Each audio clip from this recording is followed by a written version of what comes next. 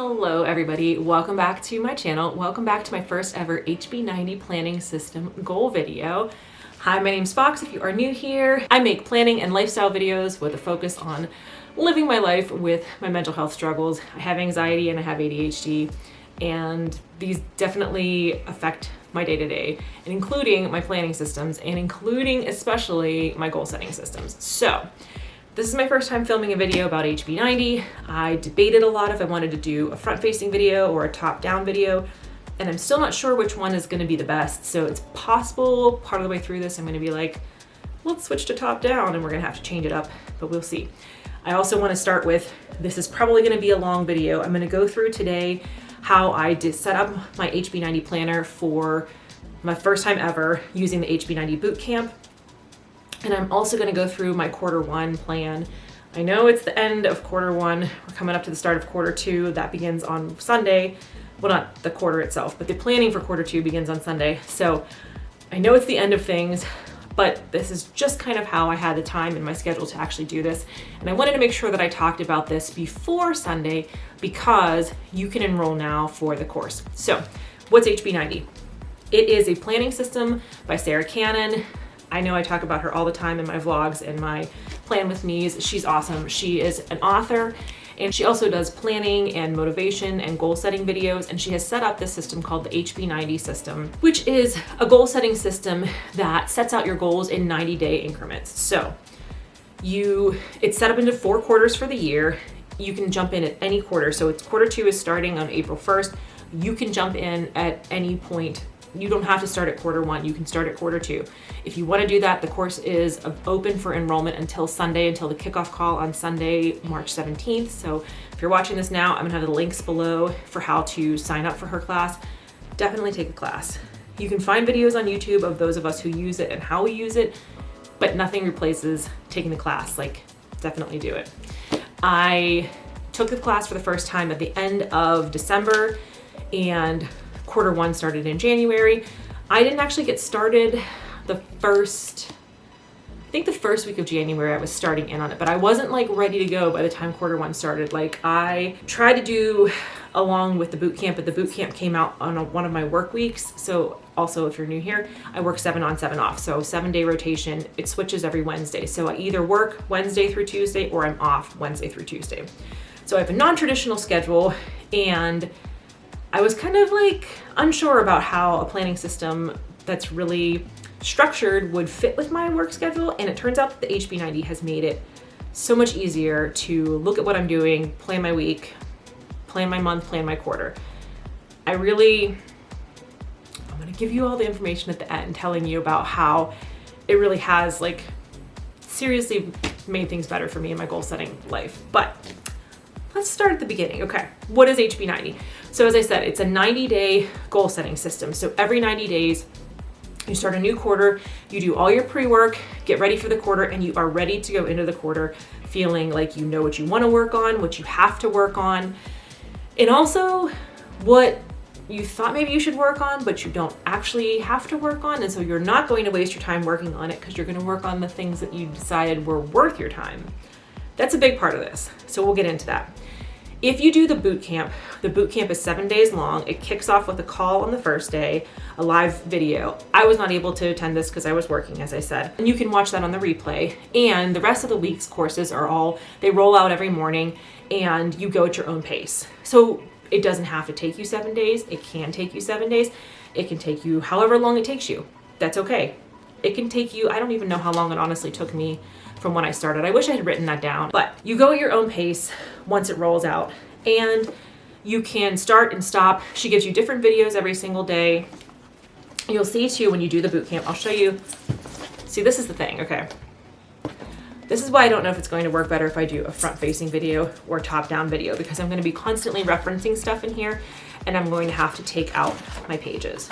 When you sign up for the HB90 bootcamp, it's 7 days, as I said. So the first day is the call, and then each day it breaks down what you're going to do. So she'll give you videos, she also types things out, and then you have your workbook that you'll be working along with every single day.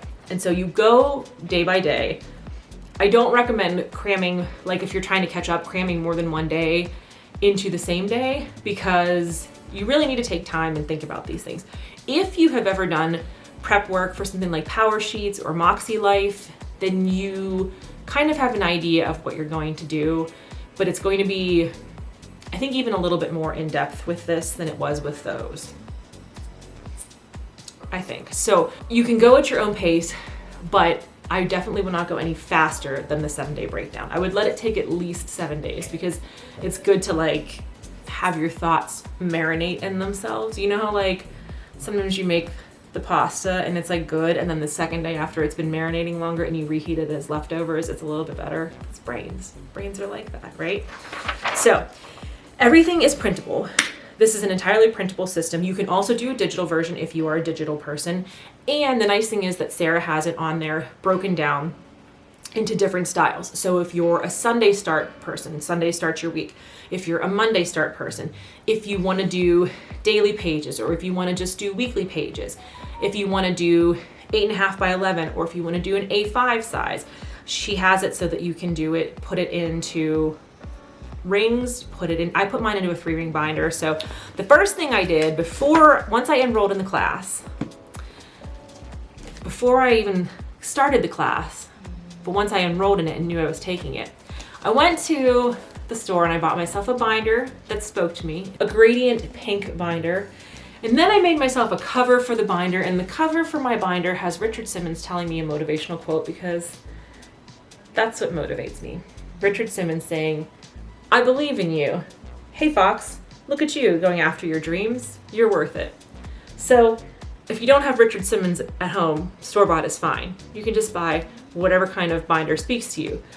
But get a binder, or get a planner, or get a ring system with the clippy pages that go when you take them out and then you put them back in. You can get any of those. You can print any of those. When you do the boot camp, that's all included. The first time that you do HB90 boot camp, it's $199 for the 7-day program, and that includes all your printable stuff. You have to pay for the printing of it yourself and the binder and whatever else, but the planner pages that you will need are all included in that $199. Once you are in the program, the first time you do it, you're in it for life for free. Now, she does ask that you buy the planners every time, so she has them on her Etsy store. So that's what I did to start for quarter 2. I went and bought the quarter 2 planner from her on her Etsy shop, and then I can print that. Except that I unactivated my printer and now I can't activate it. I'm made of magnets, and so technology. Anyway, when you do HB90 bootcamp for the first time, all of that's included. So you pay that one-time price and that's all included, and then you're in the program for life. So you can redo it, you can go through the modules and courses every single time, and then you get access to the Facebook groups, you get access to asking Sarah questions and she answers you. Like, it's really supportive community. So that's totally worth it. Once you are into the system, then you have to choose which planner you want, and that's when you'll break it down and say, I want an 8.5 by 11, or I want an A5, I want a Sunday start, I want a Monday start. She has like tons of different options, and you can choose which one you want. You can customize pretty specifically to how you like to plan. And then you go get your binder, and then you make your picture of Richard Simmons where he tells you that he believes in you, and then you're ready to just start crushing your goals. It's that easy. So I think now might be the time we're gonna move to top down, and I'm gonna show you what's inside my HB90 binder with Richard Simmons.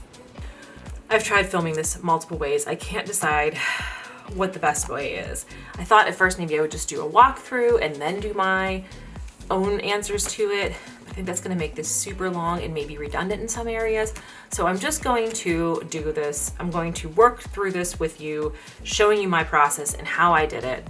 And then hopefully that will show you why you, the person watching this video, would be compelled to sign up for HB90 Bootcamp and go through it yourself. So the first, when you sign up for HB90 Bootcamp, there's gonna be 2 sections that you print, that you get. So the first part is the actual planner itself, which mine starts back here. So you get your whatever quarter that you're starting in. So if you get the one that is starting on the 17th, that'll be your quarter 2. I started mine in December, which was a start date of January 1st, so mine was quarter 1. This is about how big your planner pages will be when you have them all printed. I have the daily pages. I wasn't sure at first if I was going to use the daily pages, So I kind of just printed them 1 month at a time. And now that I am working with them for 3 months, I realize that really helps me get my mind in order. So you'll see when you go to print this, all your different options. So mine is a mixed start, which means you have that your calendar days start on a Sunday, like a wall calendar would, and your weekly or daily planner page days start on a Monday, like most planners do. Then letter size, obviously, it's in a 3-ring binder, or you could have A5 size, and then task blocks weekly. So you can look through and see which kind you want to print. There's all these different options. You can customize all of these different things. She has them all available for download. You may start with one and decide that you like another one better. That's totally fine. The best thing about this program is that as you are working it, you are adapting it to how it works for you. Do it the way it is the first time to get the hang of it, but then you can make adjustments as you go on. It's really, there's a little something for everybody. So the first part is about your dream life. Okay, this is the hard part. This is the part where you have to look within yourself and you have to get deep down into your thoughts and emotions, and you have to figure out, what do you want out of your career? What do you want out of your life? However you're using this, you could use it for career, you could use it for the rest of your life and not even think about your career. You can use it for whatever goals you want to be working on. But you have to think about what your ideal life would be like, what would make you the happiest, what you would be like when you consider yourself to be a success, like I made it. And that's the hard part, is thinking about all those things. So I will caution you that when you sit down to do this page, this is, I should add also that this all is the pre-work. So when you enroll in the course, you will get this pre-work to do before you actually start the 7 days of courses. If you're signing up like on the day, that's okay. You can do all this. You can do the whole course on your own time. There's one live call, but you can watch the replay. I had to watch the replay because I was working. So ideally you would do this before beginning the course material. So however long you think it's going to take you, and you're going to set aside time on your calendar, set aside more time, because this can be kind of hard. This can take a lot emotionally out of you, but it can be so rewarding if you do it. That's what I want to tell you. It might feel hard and it might feel like kind of corny even at points when you're like, really my ideal me, my ideal day, but it's so worth it when it all comes together. So for my ideal life, I talked about what I want most out of my career, and I said flexibility is the first word that comes to mind. I want to have a career that allows me to also explore my passions like travel and running and writing. And I definitely want something interesting. I hate being bored. That is the worst thing. If I am bored, I am just going out of my mind. So I thought it's important to help others. Right now I do that as a pharmacist, but I also could help others by talking about mental health issues, by creating art that people enjoy and like, by being what my husband calls the chamber of commerce for every city that I've ever been to. He teases me and says that when we meet people and they say, oh, for example, the Finger Lakes, any recommendations? I'm like, let me tell you, I have a booklet. I'll give you my booklet. And I love being that way. So basically I said I want to be able to do the things that make me feel alive as often as reasonably possible, and to have time for those things, and to not live in a constant rotation of Sunday scaries. The Sunday scaries are real, y'all. If you know what I'm talking about, you know what I'm talking about. If you were to define your own success, what would that look like for you? I said being able to make a living from creative pursuits, switching the balance and having the creative pursuits be the bulk of my time, and the not creative pursuits be just the side work. So some of this I did cover up because I was like, I don't want to say that. I don't want to say that to other people. And that's the thing, you don't have to show this to other people. You can do this just for yourself. So I said, finish the following sentence. I'll know I'm a success when I said, I'm able to do the things that fire me up emotionally, things I'm passionate about, when I can set my own schedule and be home with Layla Grace all the time, and when someone tells me that my words or videos matter to them. Why do the things that you listed above matter to you, and why does that equal success to you? I said, I truly believe that we are on this earth for a short time, and we should do our best to make the most of our time here, make the most memories, take the most photos, seek out the things that make us truly feel alive. And I said, right now I have a chaotic balance. I do something very stressful for work because it allows me to, on my days off, seek out the things that I really love. But it's constant swings. I feel like I'm almost wasting half the days because I have to give so much of myself. So if I can make the things that I enjoy into more of a career, then the balance will become more stable. Then it asks, imagine you have achieved the definition of success above. How will you feel, and will that life make you truly happy? So I think I would feel content, at peace, excited, present, able to be fully present more often, less distracted. So what are the top 3 things that matter to you most in your life? I said being a good-hearted and caring person, authenticity, and doing things that make me feel twice as alive. Why are these things important to you? They make me feel my best. They bring my brain to its clearest, most calm state. And these things make me feel like it's worth it to be here and to keep going on. As someone who struggles with depression, that can be a hard one sometimes. And having those things in my life, I manage things better. I manage my mental health much better when I have these things in my life. If you could change anything about how these 3 things are going for you right now, what would you change, if anything? I said I would have more belief in myself that I am a good-hearted and caring person. I'd have less self-doubt and quiet the inner voice that tells me I'm not worth it. Believing that I matter and I'm worthy of taking up space. Why is that such a hard one? Anybody else struggle with that one? That's a hard one for me. And then feeling freer to spend more time on these pursuits and not feeling constantly dragged down by matters of consequence. What are the top 3 things that matter most in your career? I said being able to support my lifestyle financially, feeling like I'm doing good and meaningful work, and balance. So why are these things important to you? And I said they all align with my 3 important values, and they make me feel like I am at my very best. What do you love most about your life right now? What brings you the most joy on a daily basis? Layla Grace. Being able to travel very often, making vlogs, dance, running, and good food and drinks. So what would you change about your life if you could to make it even better? I said my time management is shit. It's getting better now that I'm a quarter into this. Be more organized, waste less time scrolling and disassociating, become a stay-at-home dog mom, feel more confident, believe in myself more, and be able to compartmentalize things that upset me. That's a tough one too. If there were truly no limits to what you could accomplish, what would your grandest goals be and why? Live in a van for a little bit. I want to do van life. That's like my dream, much to husband's dismay. Have a lake house in the Finger Lakes and a desert house in 29 Palms or Palm Springs. Have a successful YouTube channel and not end up on the Gossip Bakery. If you know, you know. Feel confident as a writer, publish books, run marathons in all 50 states, and run Badwater 135. I mean, I'm never going to be able to do that, but there were truly no limits.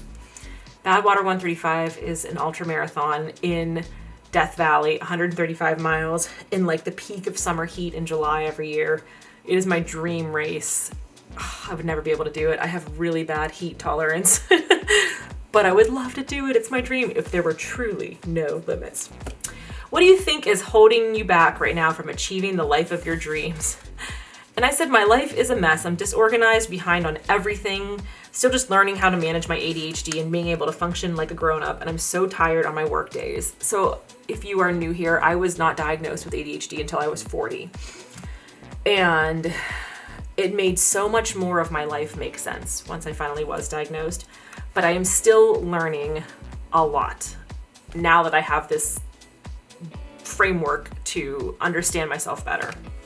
And also, the other thing that is holding me back is the unstoppable passage of time. That messes with me a lot more than I wish it did. I can't lie. What are you most afraid of when it comes to going after your dreams? I said failing, but even more than failing, my biggest fear is turning into the Uncle Frank of dreams. Okay, just stay with me for a minute. If you've not seen the movie Hellraiser, go stop what you're doing, pause this video, go watch Hellraiser, come back, let's talk. Okay, did you watch Hellraiser? All right, Uncle Frank, there's a scene in Hellraiser. You don't even have to watch the whole thing, actually. You can watch, sorry if you just did, but you don't have to watch the whole thing. You could just watch the beginning of it and you'll get the point.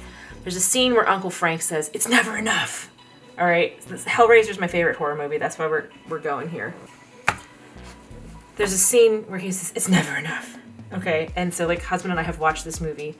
How many years have we been together? 18 years. We watched it every year on my birthday and then usually one other time. So let's say 36 times we've watched this movie together. And so like, I have this fear that if I achieve my dreams, if I achieve my goals, then I'm gonna be like, what next? And so we have this running joke that we call it the Uncle Frank of whatever. So I have this fear of turning into the Uncle Frank of dreams, that if I achieve my dreams, I'm going to say, "Oh, it's never enough. Now I need something else." Then I won't be able to come up with anything else. And then I'll be stuck with the Cenobites. At least they have good fashion. I mean, We got that going for it. Anyway, that's, hello, if you're new here. This is how it always goes. All right, next you describe your dream day. Do you want to know about my dream day? My dream day: wake up before the sun, light candles, put on music that I love and journal, do my planner and my intentions and my reflections, make my to-do list for the day, have coffee and Cool Ranch Doritos. Don't knock it till you try it. Edit yesterday's photos. That's my morning routine. Y'all, my ideal day starts with my morning routine. Yeah.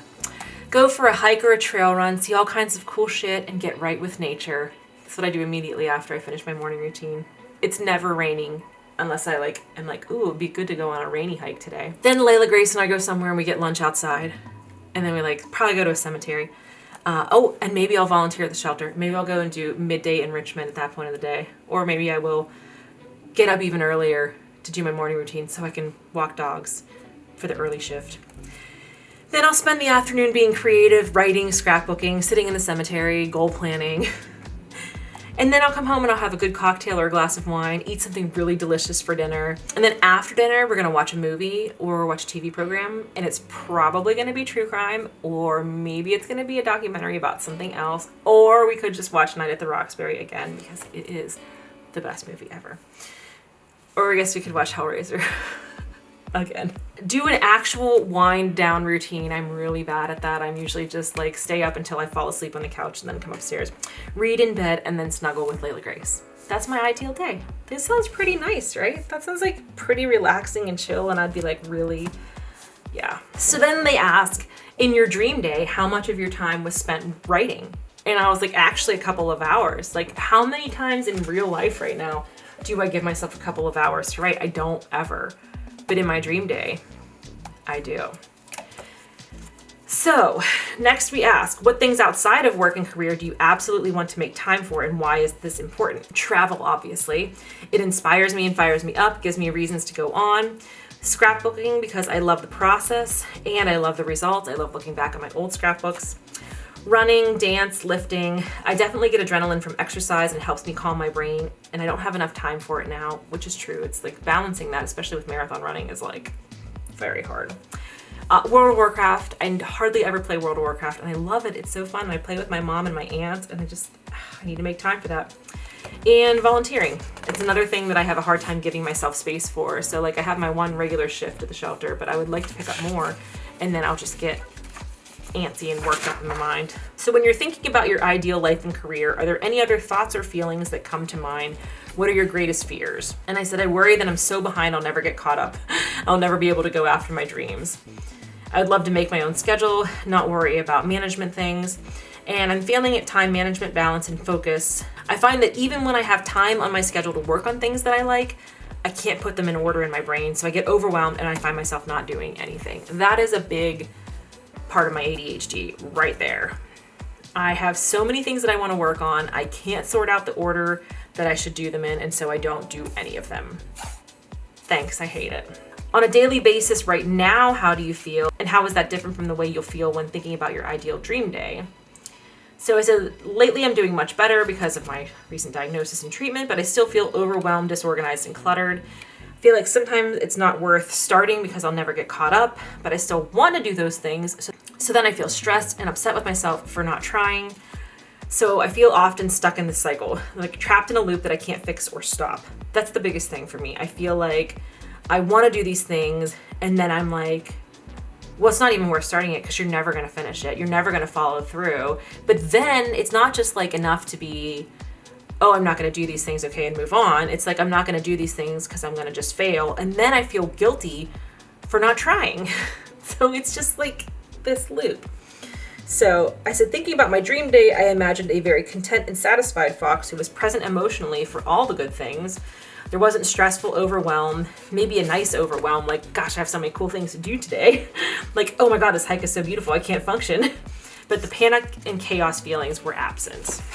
So what changes do you feel you could make in your life right now that would make you truly happy and proud of yourself? I said, getting more organized. And I've been doing better about certain areas of my house. So I think it's reasonable to believe that I can get my other parts of my house organized and maintain it. setting better boundaries with social media and constantly being available to others, and creating a morning routine that would allow me to have creative time each day. I feel like crafting routines and time schedules in general for myself because I have a habit of underestimating how long things are going to take, and I do much better with a plan. That's another ADHD thing. If you are with me on the time blindness, you know what I'm talking about. You go, I'm just going to do this thing. It's going to take me 15 minutes. 3 hours later, you're not even done. It's hard to estimate time, and you always think you have enough time even when you don't. So that's something that I very much need to work on. All right. This part, the letter from future you. This part is the part that I said sometimes things may feel corny at first, but they're worth it. This one's a little bit hard to think about maybe. It's a therapy thing. I feel like I've done this in therapy. In therapy, I think it was more talk to little you from grown-up you. This is talk to current day you from future you. So you become future Fox. And what does Fox from a couple years from now, who has achieved her goals and done her HB90, what does she say to current day Fox, who is sitting here going like, oh my gosh, I really want to start on all this stuff, but I don't know where to start. So, do you want me to read this? It's really made me emotional. This is the part that I was like, I got very emotional writing it, and I think it was really good, but I don't know. All right, let's read it. Dear Fox, hey girl, how is it back in snowy December Pittsburgh? Bet you didn't know when you were working through your HB90 pre-work that you'd be hearing from future Fox all the way from 29 Palms, as in from our mid-century modern desert getaway in 29. I see it sounds so corny, but like, gosh, wouldn't that be nice? Okay, sorry, back in the thing. Layla Grace and I just got out here this week, and husband is flying out to Palm Springs later this evening. Layla and I just drove in our travel van. It took a few more days than usual because we had to make stops in 10 cities for the book tour. Oh, the book tour? You know, for Chalet Chalet, your debut novel. It's gonna have a better name, but Chalet Chalet is the name of the ski lodge in the book. It's gonna have a better title, but this is a working title. People in the Midwest just adore it. LG and I can't wait to hit the UP. That's the Upper Peninsula in Michigan if you've never been there, okay? When the weather warms up for your book signing there. Figure to hit the southern Midwest states while it's still winter. Smiley face. Smiley face. Anyway, don't think the fun ends there. Your fans are crazy about the world you've built in Hellmark, which is like the series of books that I have been writing the last few years. Stevie is flying in for a few days next week to help you workshop book number 2. That's my writing BFF, Stevie. She's my rock. I love her. But don't worry, there's plenty of time for you and husband to work on your next YouTube video, Van Life with your adorable pit bull. I guess we have a successful van life YouTube. That's a dream. Yeah, I'd like that. The last edition about Bark Ranger spots of the Midwest was super popular with your fans. If you're wondering, is the chaos in my brain quieter? The answer is yes. You have time to be present, you have mastered calm mornings of peace, and the only time you're stressed about a long run is when it's interfering with Dave-cation plans. Was it a bit much to do 4 days at Burning Man, 3 days at the Gorge, and then a 50K training run, the Haviline 100? Sure. Did you crush it anyway? Yup. Remember, future me has no limits. She's running an ultra marathon, going to the Gorge, and going to Burning Man. Living the dream. Anyway, today's a busy day because it's our volunteer shift at the Mustang Sanctuary. And then after you pick husband up at Palm Springs, you gotta hurry to the star party at Bombay Beach. Thank goodness they passed that Sonny Bono Sea Refilling Act last spring. Okay. I made the world a better place in future me. Not just my own life, but yeah, we got some more water in the Salton Sea. Thank goodness they passed the Sonny Bono Sea Refilling Act last spring. The Salton Sea has never looked better. Oh my god, I haven't gone back and read this since I wrote it, and it's making me emotional to be like, oh my goodness, these are my dreams. Okay, I'm so sorry. Let me continue. I know it's hard right now, and this all seems so far off, but it's within your reach if you just believe in yourself and keep moving forward. Love you. Can't wait for you to see this place and the Keuka Lake House too. Love from Fox. It's making me cry to read this. Do you see what I mean about why this is important? It sounds silly, you're gonna write a letter to current me from future me, but future you went after all the stuff you wanted to go after. You're worth it. As Richard says, he believes in me, and I'm worth it. Okay. That's the pre-work. That's the pre-work. I considered making this into multiple videos, but I think I have enough that I have to cut out because I'm just like getting emotional and stumbling over my words. So I think we can keep soldiering on.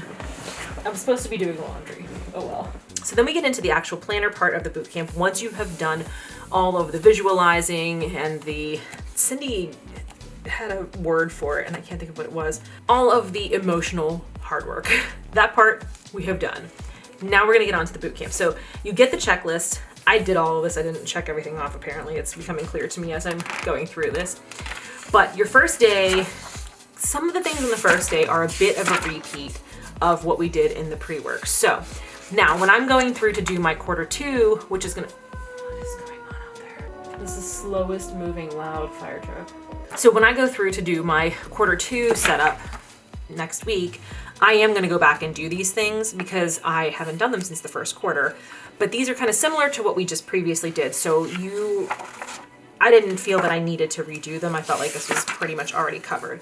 Now, I did the page called Your Vision. So this is thinking about the previous quarter. I hadn't done HB90, but I kind of knew what things were going on in my life that pushed me into being like, maybe the time has come to do HB90. So thinking back on the previous quarter, how would you like this next quarter to be different? What can you do to support this ideal vision for your life?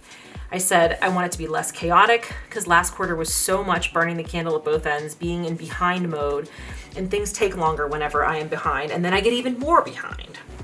I said I think I did a better job with being present in the last quarter, but I know I can do even better and have even more balance. If you could choose one word to describe how you most want to feel in the upcoming quarter, what would it be and why? And I said balanced. I am a Libra. You see the theme here. I think balance both covers the mental piece and the ability to prioritize fun with creative projects that move me forward, plus compartmentalizing things that stress me out.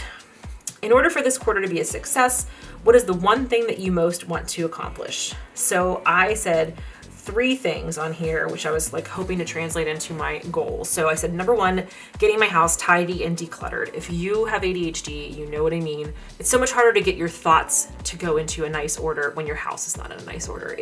The distraction is very real. So then I said also establishing a morning routine for prioritizing creativity and an evening routine for calming down. And then number 3, establishing schedules to keep things moving smoothly in the background. That I really meant to have my YouTube postings are these days. I write on these days. Like the more structure that I have like that, the better I feel personally. And so that's what I meant by establishing schedules. How will accomplishing this help move you towards your larger vision for your life? And I said, I'll have better brain space to do creative things. I'll have more time and more emotional energy to write, film videos, edit, scrapbook, and travel. What are you most excited about for the upcoming quarter? I said, having a morning routine, getting my office under control, being able to work on my book when we go to Joshua Tree. Spoiler alert, I did. Anyway. So now this page is for your dreaming about your ideal day. I had already done that in the pre-work, so I did not do that. I do not think I will repeat this because I feel like my ideal day has not really changed. I did reach out to some of the people in our Facebook group, and a lot of people said the same thing. They don't always do this. They do it when they feel that it fits, but you don't have to feel pressured to do that every time and come up with a new ideal day. And then vision board, I actually printed it out separately, so it's not on this page. But same thing, I made this vision board for quarter 1. This was my 2024 in general vision board. Could it change in quarter 3 or quarter 4? Yeah, maybe. Right now, this is where we are. So obviously Layla Grace is at the center because she is my entire little world. We got some Dave Matthews, we got some running, we got my dance family. I love you guys. And then I have some goals. So I put like, goals are in the corner. So like ultimate goals, like dream life goals. Lake house on Keuka Lake and Finger Lakes. Mid-century modern desert house in 29 Palms. Published Chalet. Van life with Layla Grace. Then we got successful YouTube channel. Things that I love. That's the UP. That's Pictured Rocks. Tub thumping. That song is my beating depression anthem. So that's on there. Peace, being organized, feeling alive, authenticity. So I put like words that I like. Here's my little coffee with my National Novel Writing Month cup on it. And there's my little Vlogging, that's just like a stock image that I found. Focusing was very hard. National park trips with husband, there's a Joshua tree. I don't know. Sometimes it stresses me out to do vision boards, but I really freaking love doing this one. I just did it in PicMonkey. Y'all use Canva, and I don't know what it was about Canva's interface, but I could not do it, and so I used PicMonkey, but same thing. You can do it in Canva. You can do it with magazines around your house. I did it this way so that way I could print my own photos on it. All right, so that's the end of day one. Day two is when you start to declutter your brain. So you have to make lists, okay? There's 3 lists: what I need to do, what I should do, and what I want to do. The way to think of this is, what I need to do is all the things that you're already committed to, whether officially or just in your brain, or that you know you're going to do on your list. And it doesn't have to be just the quarter. You know, this could be for the whole year. This could be whatever time frame you're thinking of. It's just those things that are like, basically you want to use these 3 pages as a brain dump to get out all the things that are like, when you sit down and you're like, I'm going to work on this thing, and you have all these things that are pulling at you, this is where they go in these 3 pages. So need to do is things that you have physically or emotionally committed to already. You know you're going to do these things. You just got to figure out when. Should do was an interesting one. It's the things that you feel like, man, I should do that. Man, I should. A big one that comes up for a lot of people is like social media stuff. Like, I should learn how to make reels. I should learn how to do a TikTok. Like, you know, it's things that you see other people in your field or interest doing that you're like, oh man, they're doing that and that's working for them and I should do that. So this was kind of interesting. I've never had a brainstorming thing that had me look at that. It could be things that you're putting pressures on yourself as well as like, oh man, I know that like it would be good for me to do this thing and I should do this thing. Then what you want to do is things that you like really want to do, but you haven't committed to them. They're kind of like in the dreaming stage still. It's things that you would think about like, I don't know what to do. Man, maybe I could work on one of those things. So first of all, we wrote out these lists. Then I'm gonna go back and read the list. So that's like the decluttering your brain. Now you prioritize your list. Okay, so you have to think about your ideal life, your ideal day, and you ask yourself these questions. Does it move me towards my vision or does it not move me towards my vision? That's the 2 there. And then is it low short-term impact or high short-term impact? So low short-term impact is like, I'm not gonna get immediate gratification out of this, but it'll be worth it in the long run. Whereas high short-term impact is like, yeah, if I do this today, then tomorrow I'm gonna see the results. I mean, not exactly that. So you put all of your tasks. So what I did was I assigned each of these boxes. So you go like, does it move me towards my vision? Yes. Is it low short-term impact? Yes, then it goes here. Does it move me towards my vision? No. Is it low short-term impact?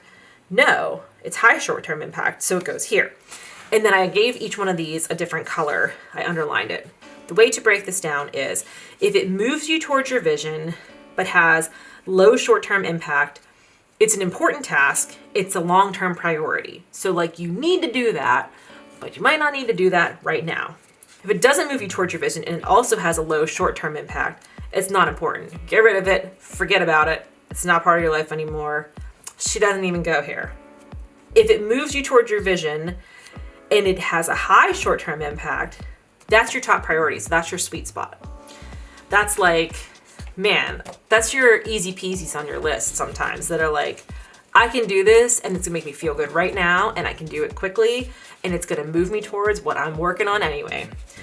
If it doesn't move you towards your vision, but it does have a high short-term impact, that's a danger zone. And so what that means is like, she says, do these only if you have a short-term need that trumps your long-term vision. Like, this isn't gonna help my long-term goal, but it is gonna really like make me feel better for the meantime because of XYZ.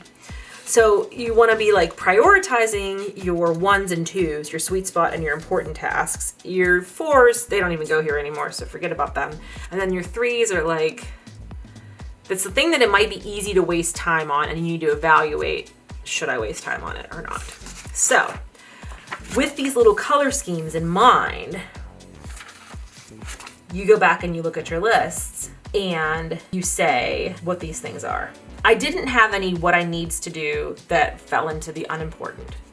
Everything in here I felt like was at least some kind of importance.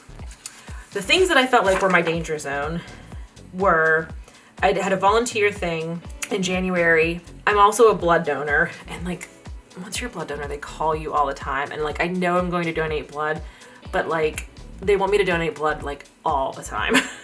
So I put that in the danger zone that like, it's something I want to do and I will do, but like, don't prioritize that over other things. And the other one that I said was my fitness journaling. I really like fitness journaling when I have the time for it, but like there's no real benefit to it. So like that's something I could spend a lot of time doing, and I might enjoy it in the short term and be like, wow, this looks really nice the way I put this journal together, but like I can cut it if I need to. So my important tasks are finishing Chalet, catching up my bullet journal because I'm always behind on my daily entries, meal planning, eating healthy food and eating mindfully, getting to a healthier weight, training for my next marathon. I was doing this in, remember, the end of December, beginning of January. So there are 2 trips on here. April, we're going to see the eclipse up in the Finger Lakes. In May, we're going on vacation to California, our annual California vacation. So I put those on important tasks, but they were long-term priorities. Those are probably going to move up into sweet spot because they're going to be stuff I'm planning in this quarter. Declutter everything, which I ended up moving up. That's kind of interesting. Summer road trip, volunteering every week at the shelter, getting caught up on photo edits, scrapbooking, and then I put my 3 little scrapbooking projects that I do through Allie Edwards on there, staying up to date on my Moxie goals. I use a Moxie Life Planner as in addition to this now. Cooking 3 meals a week, choosing a fall marathon, and spending time with friends. Those are all important things, but they may not be things that I have to work on immediately. The things that I decided I'm going to work on that were in my sweet spot for quarter 1, making a YouTube description and graphic to get more traffic to my YouTube page, decluttering my drawers and closet because I can't put my clothes away because there's no room in my drawers and closet. They're overflowing. Catching up my YouTube videos. Actually, I did that. My morning routine every morning, choosing what my next marathon will be. And then I was like, I don't really have to start necessarily training for it right away. Choosing it was first. And then we did have 2 trips that were coming up in January and February in quarter 1. So Vegas and Death Valley was the first one. And then Palm Springs and Joshua Tree. And then we had a dance performance at the end of January. So I had my rehearsal and performance in there. We were hosting a wine night in quarter 1 in February. We had 2 other home improvement tasks on there, getting a new couch, getting new curtains, putting away our December wine shipments, tidying up my office because that was the biggest decluttering. Some of the things I was like, declutter everything just in general, but this was something that needed to be done urgently. Keeping up with my planner daily and weekly, ordering our HelloFresh every Friday because we do HelloFresh for our meals, and like sometimes I forget and then they send me soup. Like they will never suggest soup if I remember to check and update my meals. If I forget to check and update my meals, it's soup every time, and I never want soup. So then I kind of like separated things out. I found like the 3 common, or I found 3, not the 3, but 3 common threads were decluttering and cleaning to help stop distractions, health and wellness related goals, and creative routines. So those were like 3 categories that I felt like kept coming up in here every time I was doing that. So what I should do, things that I was like feeling pressure from somebody else or from myself that I was like, I should do that. Learn to make TikTok videos. You know, like that's how people get popular in the indie publishing world, and I just don't know how to do TikTok because I am an old. Establish regular routines for social media posting. That's something else that like supposed to be helpful, but like, I mean, do I really need to worry about that at this point in my life? I don't even have a book that's ready to publish. Get better vlogging equipment. That's like a dream thing. I probably should do that because somebody said my video was dark, so I have a new light on today and we'll see if that's better. Pick up shifts at work. I don't really want to pick up shifts at work because my brain is a little potato after work. And then volunteering at clinic. I do miss volunteering at clinic and I should do it. I would like to do it, but I put that. So to break back down to the where does it fall on the little chart here, I put that on the unimportant. It would be nice to do it, but at the stage that I am in my life right now, I can't add that onto my plate. So I did say that the danger zone would be learning TikTok and picking up shifts at work. Picking up shifts at work would have a very high short-term impact because it would give me more money, but it doesn't move me towards my goal of being a successful author and YouTuber. So yeah, and I did say that the social media routines and the vlogging equipment would have, I put them under important tasks because they would have a low short-term impact. They actually would move me towards my goal theoretically, maybe. We don't know. So then what I want to do, I didn't have anything that was unimportant on there. Funny how that works. I feel like my danger zone, the only danger zone that I had on here was fitness, wellness, or what I eat in a day videos. I would love to make those. I love watching those, but it doesn't really, I'm not a diet or weight loss or fitness channel. Fitness is part of my journey, so I talk about it in that regard, but it wouldn't actually like move me towards my goals.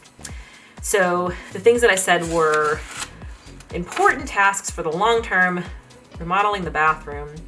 I really want to have an actual usable like bathtub that I can soak in after a long run. That's why I want to remodel my bathroom. We don't have that right now. Van life for, you know, however many months, that would be wonderful. Writer retreat weekend, that actually might be happening. I'll tell you more about that later. Run a marathon in all 50 states. I am at 6 states right now.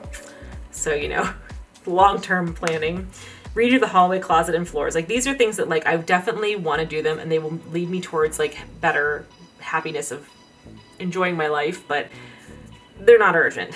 So what I want to do that was more immediate and in this short term, so my sweet spot, establishing and sticking to a YouTube routine, being more present in the Hardy's communities on Facebook and on the YouTube sprints, and dining out at nice restaurants more regularly. Those things are things that I want to do that I can put into a more immediate thing.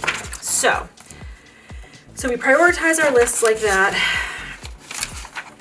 And then that is the end of the next day. Day 3 is when we start getting into task blocks. So you hear me talking about task blocks in my vlogs and in my plan with me's. A task block is 30 minutes.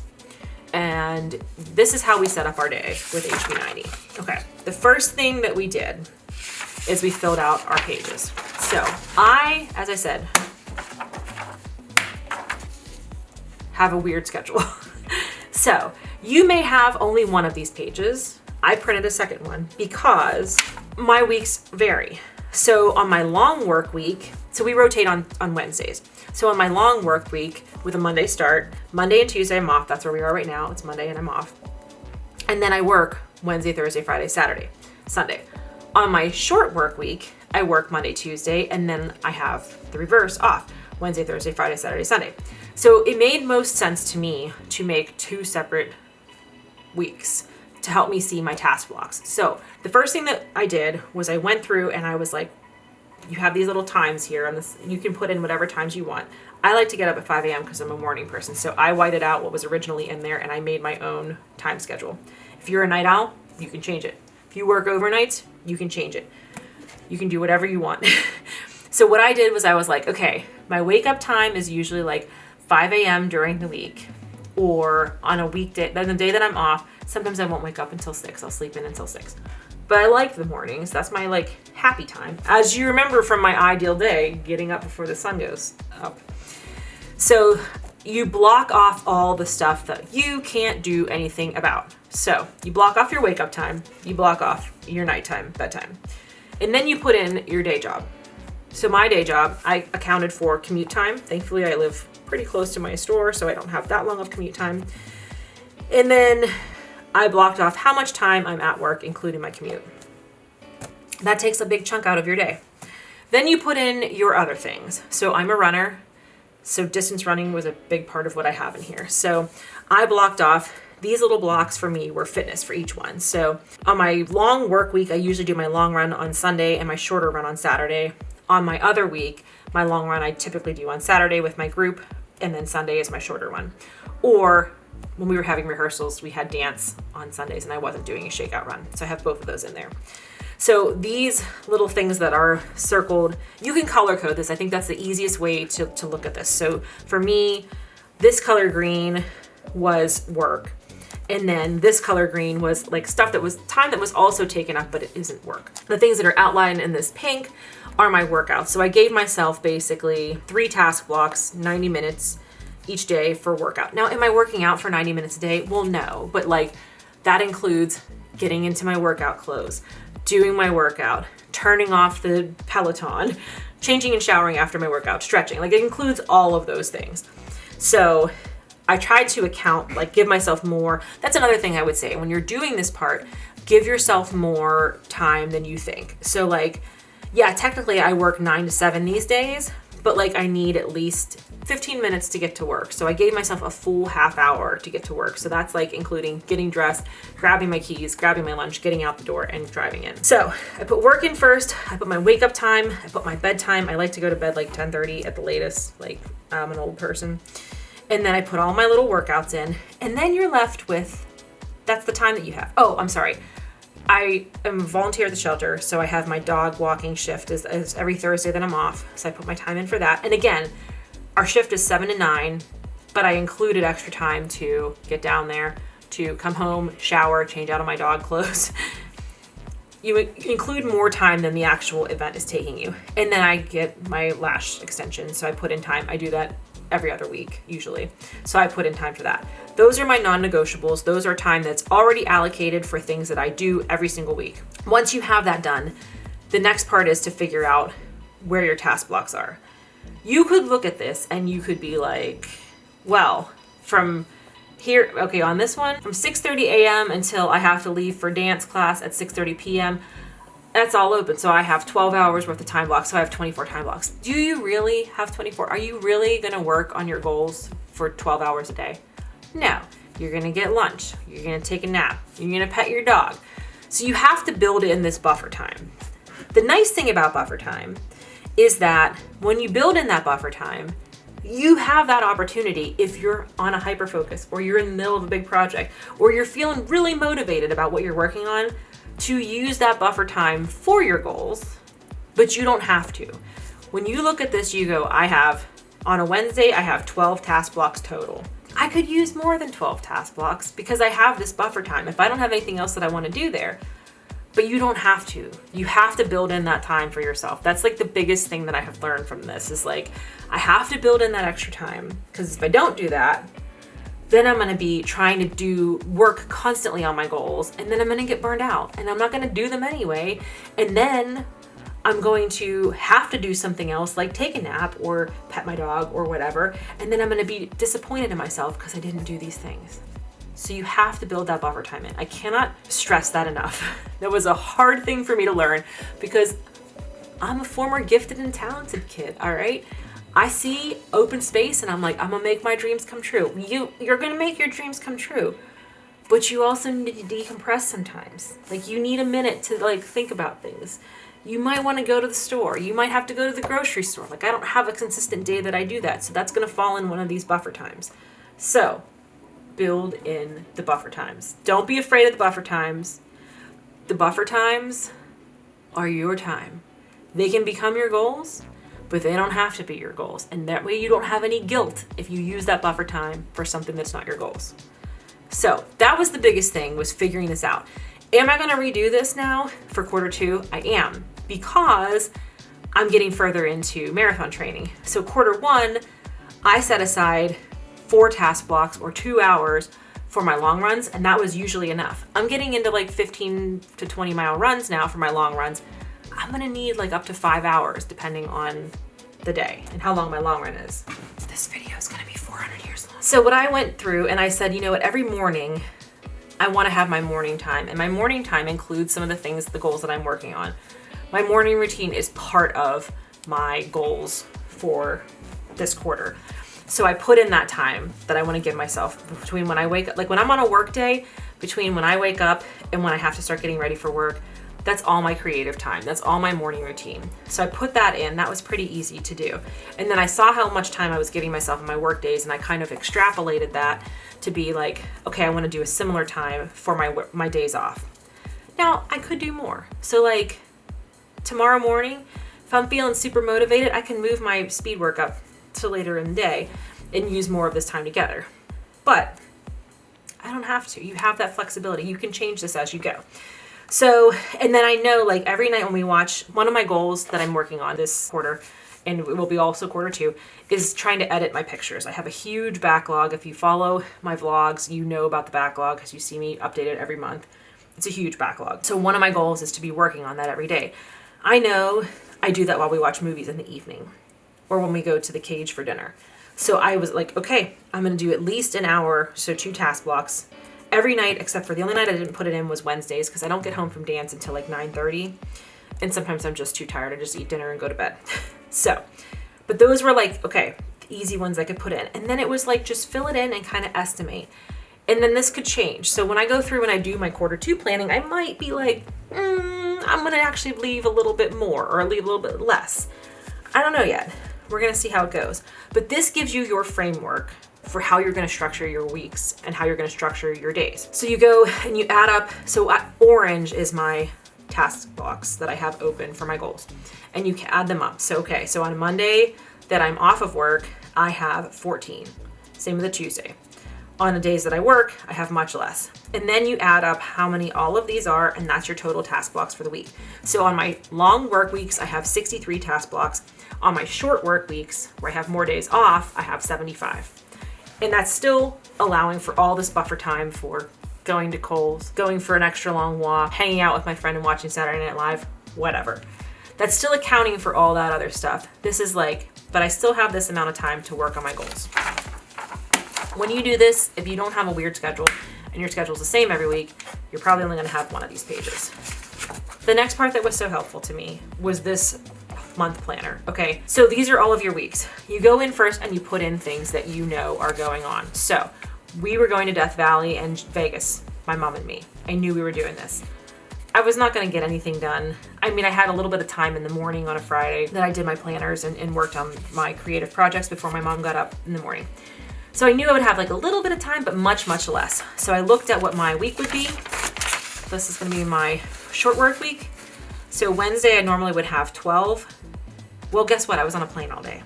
Not all day, but I was on a plane for several hours, and then we were doing touristy stuff.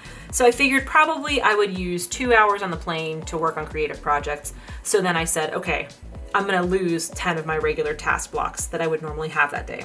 And you just kind of work that out. This is when we were in Palm Springs and Joshua Tree. I knew I was probably gonna work on stuff on the plane.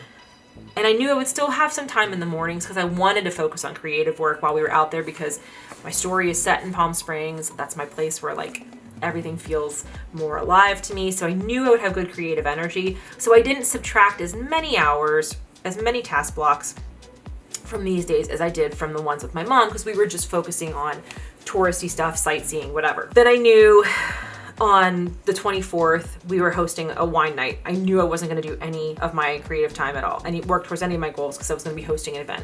The day before, I knew I was going to be doing prep all day. So you kind of like work out what you're going to be doing. Why did I take 2 hours off of February 6th? Oh, I know what that was. This is the night we were leaving. We were leaving for the trip in the morning, so I knew we were going over to stay at my mom's house because we were leaving Layla Grace there. So I wouldn't have my evening time that I would normally have. I would normally have evening time here, and so I took that off. So you put in all the things that you know about. So what I did, green marks my work days, and then this pink was marking my travel days. And then we lost all the time on the 24th because we were hosting the event. The 16th, this coming Saturday is St. Patrick's Day, so I'm not going to be doing anything because we're going to be out doing St. Patrick's Day. And then I looked at my Monday, after I did all of this, I looked at my Mondays and I was like, you know what? On my Mondays off, I have this whole time free here. And either Mondays or Tuesdays, I'm going to do one of these days is going to be for my errands and whatever. And the other day I can probably add more hours. So I wrote these little +5s because I was like, if I have the time and the emotional energy, I would like to add 5 more task blocks in. So you put all of this on here and then you tally it up here. So you have for each week how many task blocks you have based on the schedule that you set and what's going on in your life. This was the most helpful. These 3 pages were the most helpful to me, to my time management. This was like my light bulb moment. This was like my game changer that like, oh my God. I have a tendency to overcommit. I have a tendency to not know how long things take.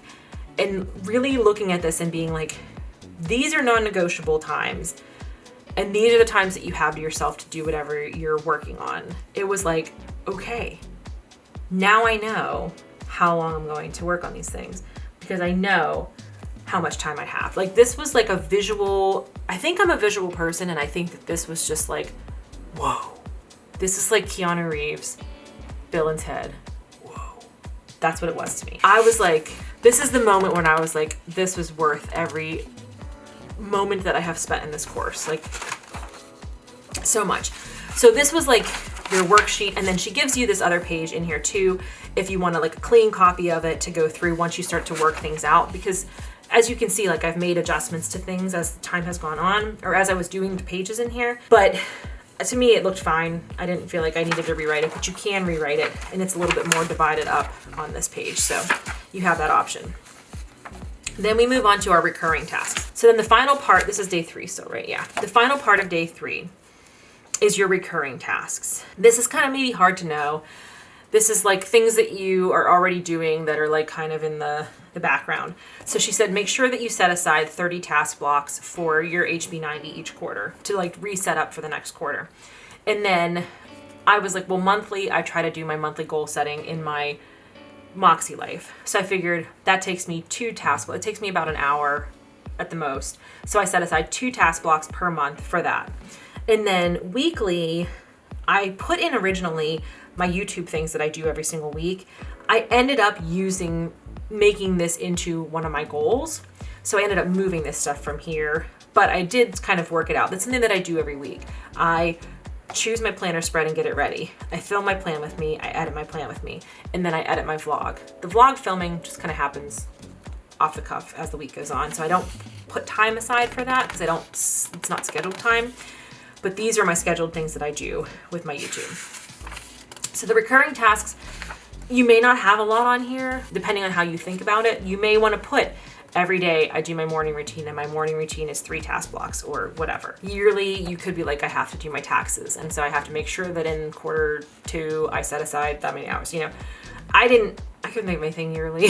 I mean, I guess like doctor's appointments, I do that, but 2 marathons, you know, but I didn't feel like I needed to put any recurring tasks in here, but these are things that like you're already doing them and you need to set aside your time that you would then go back and put into here. And that's the end of day 3.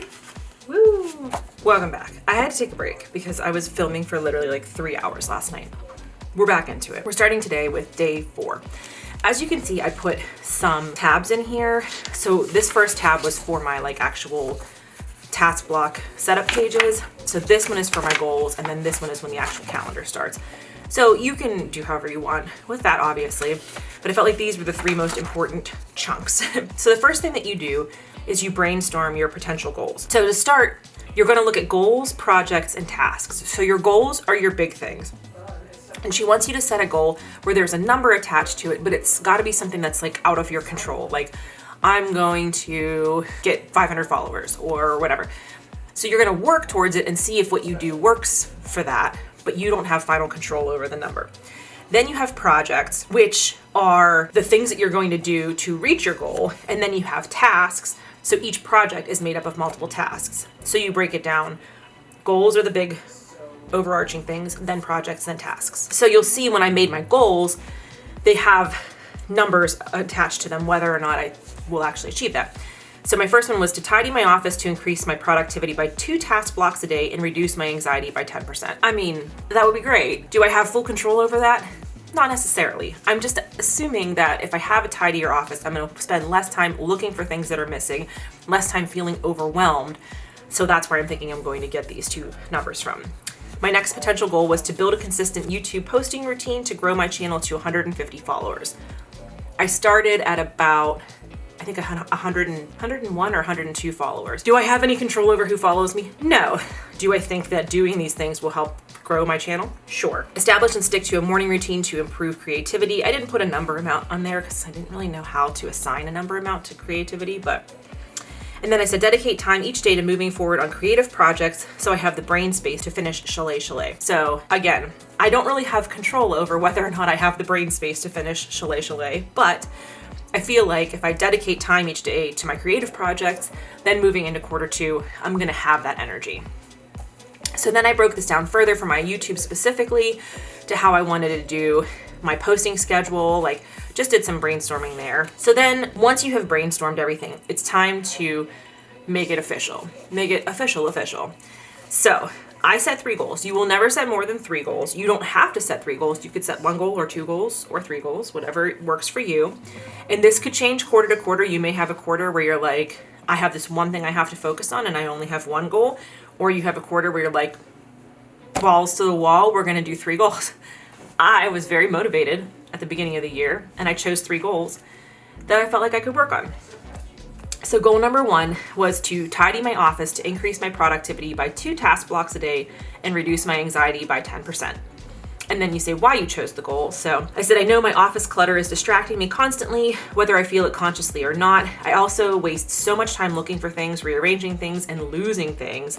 I have a hard time even setting up project space to work on things, especially with my scrapbooking. That's a big one, because if you are a scrapbooker, you know you need a table. And I do not have that kind of space. So like, I'm constantly, because my office is a mess, rearranging things when I want to scrapbook, and that takes time out of the time I could be actually scrapbooking. So goal number 2 was about my YouTube channel. Build a consistent YouTube posting routine to grow my channel to 150 followers. I said, I chose this goal because I love my channel and envision it being part of my income in my ideal life. I also know that if I don't lock this down as a habit or routine, I will choose this over writing and feel anxious. So what I meant by that was, I want to have it be like second nature, that, oh yeah, I post twice a week. On Wednesdays and Fridays, I do a post. On Tuesdays and Thursdays, I edit. And then that way, it's just, when we talked about the recurring tasks that you do no matter what, I want it to be like that. So that way I have more energy for my other writing and creative things. And then goal number 3 was my creative, I was calling it overall my creative time goal. And that is to dedicate time each day to creative pursuits that will help inspire me to finish Chalet in quarter 2. Y'all, I haven't read this page fully since I did it, and quarter 2 is coming, and that means we're gonna start trying to finish Chalet. News to me. No, just kidding. I have actually been working on it the last couple of weeks. So I chose this goal because I think if I try to dive in too hard to writing in quarter 1, I will get overwhelmed and distracted and then want to quit. Starting with creative routines of journaling, memory keeping, etc. will help build the groundwork to support a creatively fertile brain. So I think this goes back to what Sarah talks about with refilling the well. I felt so motivated. I was like, I'm gonna start writing right now. Okay, so Chalet is the book that I'm currently working on. It's the working title. And I, wrote 50,000 words of it in November, and then I took all of December off. And then coming into January, I was like, I wanna write it. But I also know my tendency to burn out quickly on things. Probably part of my ADHD. And so I was very afraid that if I dove into it while I was also trying to get my life more organized and tidied, that I was gonna get overwhelmed and then I was gonna quit and I was gonna lose this feeling of oh my God, I can't wait to write. So I figured I will do creative things that still build my brain up, like journaling, like memory keeping, working on pictures, that kind of stuff. I would do that stuff. And then I'll have this drive to keep working on it simmering. And then when this is all in a better place, this is more consistent, this is tidied up and good, then I will have the brain space in quarter 2. That was how I was thinking. So even though I was only working on quarter 1, I was already in my mind thinking about quarter 2. So this is the part where you break things down. So this is your projects and tasks. Okay, so this comes into day 5, the project brainstorm. So this is where I definitely assign my colors. I use orange for my tidying and decluttering goal. I use pink for my YouTube goal, and I use blue for my creative project goal.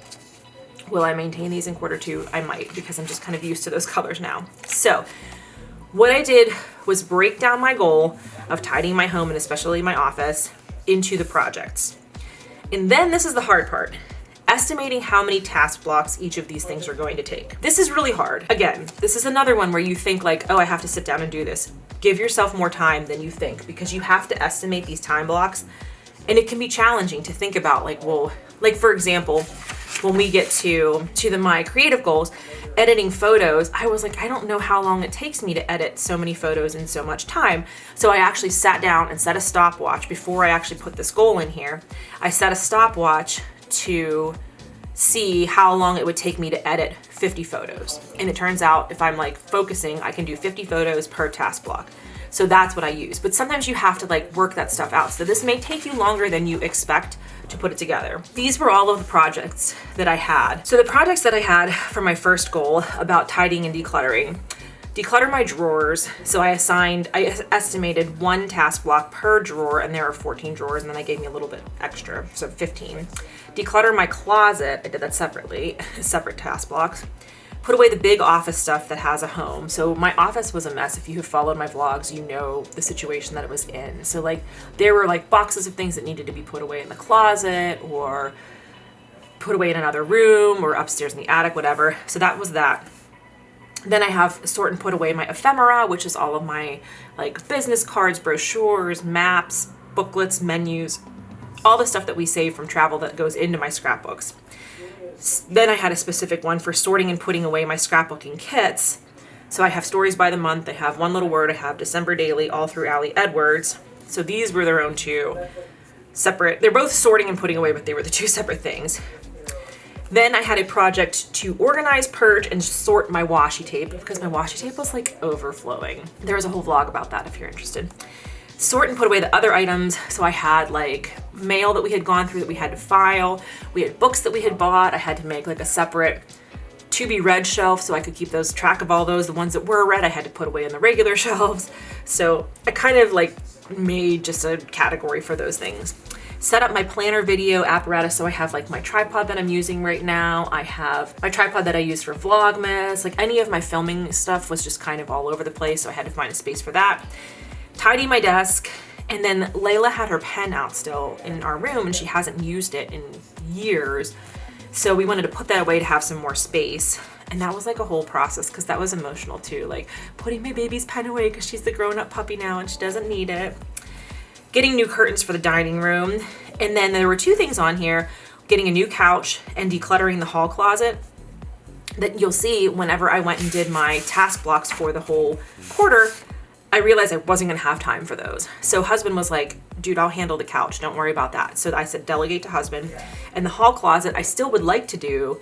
We eventually wanna get rid of our hall closet and have the floor redone in the hallway, but we have to come up with another solution for storing all of those things. So I crossed it off and I wrote move to quarter 2. So that will probably be when I do my quarter 2, that will be on there. So I added all these up. And then once I subtracted those 2 things, I came up with 48 task blocks total for my tidying and decluttering. My second goal was related to my YouTube posting. And so this one was pretty easy once I figured out what 1 week would look like.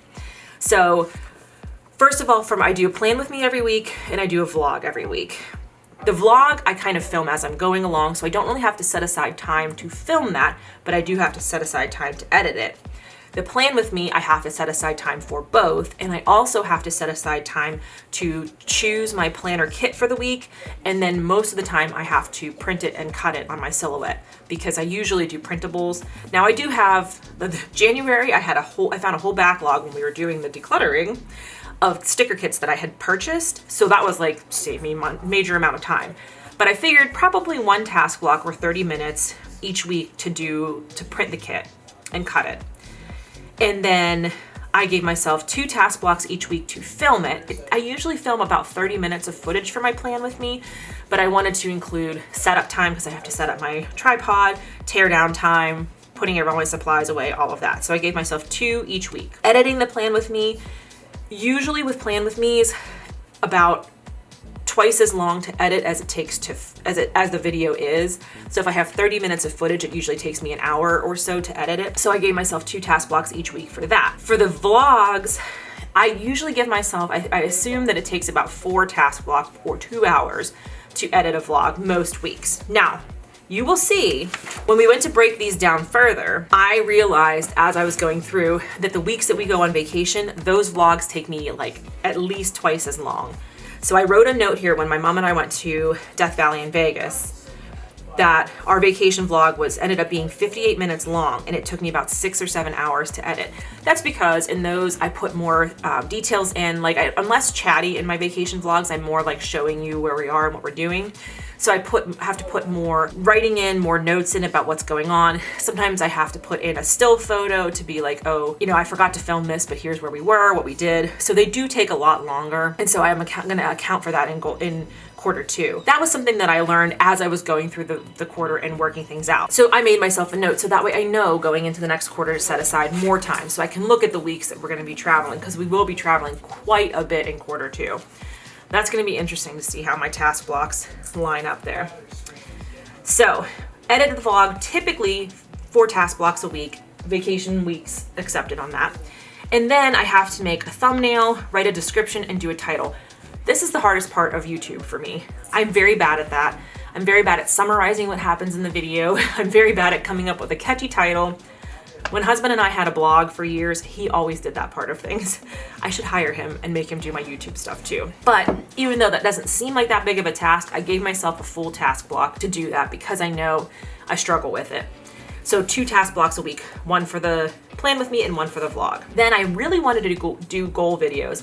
I'm finally doing one right now and it is taking me so much longer. So that's something else that I can make a note in here. Do I think that my quarter 2 HB90 goal video will be as long as this one? No, because I went through with you all of my like setup and process, and I won't be doing quite so much of that with the second quarter, but I've set aside time that I thought I would spend on that. And then I still do kind of want to do this, a 2023 flip through video. I don't think it's going to get done this quarter. I might move it to next quarter and actually do it. I haven't decided yet. So I assumed it would take me like 2 task blocks to film that and then 3 to edit it.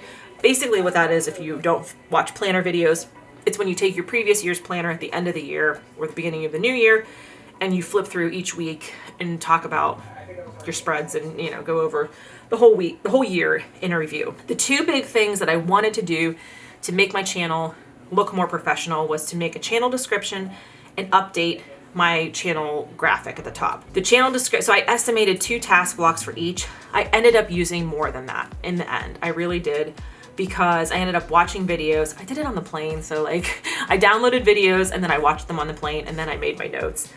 It definitely took me more than 2 task blocks to rewrite my channel description, but I'm very happy with how it turned out. So that's going to happen, and that's fine. You're gonna overestimate, you're gonna underestimate. If you're unsure when you're making it, my best advice is to overestimate. You can always have more buffer time in your life. So like, if you're not sure, oh, I think this might take me between an hour and 2 hours, round up, give yourself that 2 hours. And then if you don't use that second hour, it's a bonus. But always account that things are going to take you longer. This is the hardest thing to learn as a person with ADHD, because I feel like I can do all the things, I'm motivated, life is terrific. And then that's not reality. Always give yourself the more time. That's the biggest takeaway that I have for this. So after I added all of these things up, I thought about making a channel trailer. That was another thing that I considered. And then when I did my final task blocks, realized I did not have time. I figured that was going to take me at least 8 task blocks. And so I said, if we're doing this, we're moving it to quarter 2. It might go in the parking lot and I don't even deal with it. But at the end of all of this, I came up with 176 task blocks for that. Once I took that out, it was 184. My final goal was a little bit more nebulous because it was focus on creativity and it wasn't task in the same way. It was more time for this and time for that. So the things that I wanted to do were my morning routine, and then I wrote what I wanted that to be. Journaling, my intentions and reflections, that's a Moxie Life goal notebook that I use. Update my planner, read my tarot, take my blood pressure, do my trackers, and edit my daily photos. So that's my morning routine. I had originally estimated 360 task blocks. Then I was like, ugh, I don't really have that kind of time. So let's see what I can do in 298.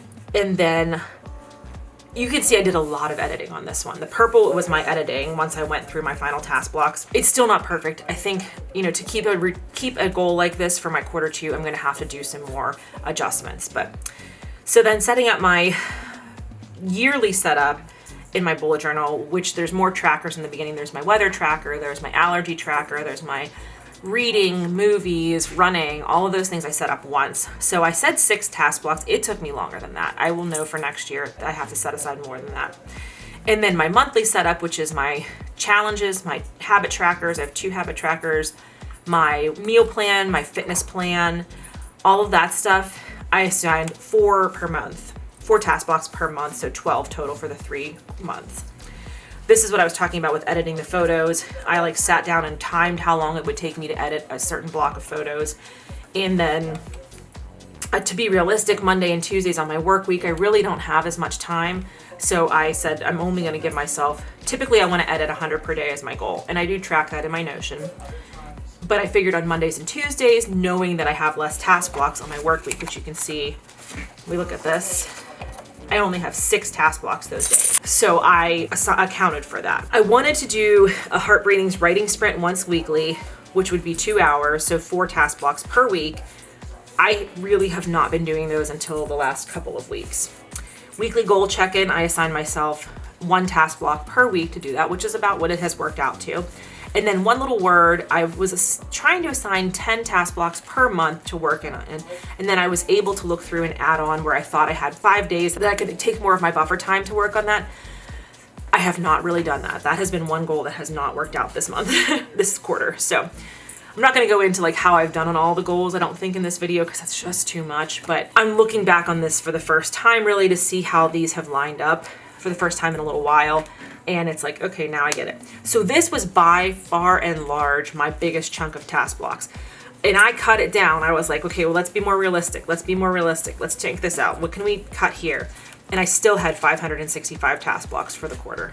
That's a lot compared to, you look at these other ones, 48 only for the cleaning. I think it's taken me more than 48.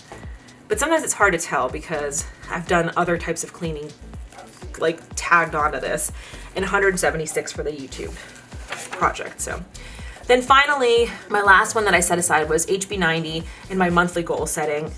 And these are I put under my recurring tasks. So this is like, when we went back to the recurring task page, this is where you put those things in here. These are your non-negotiables.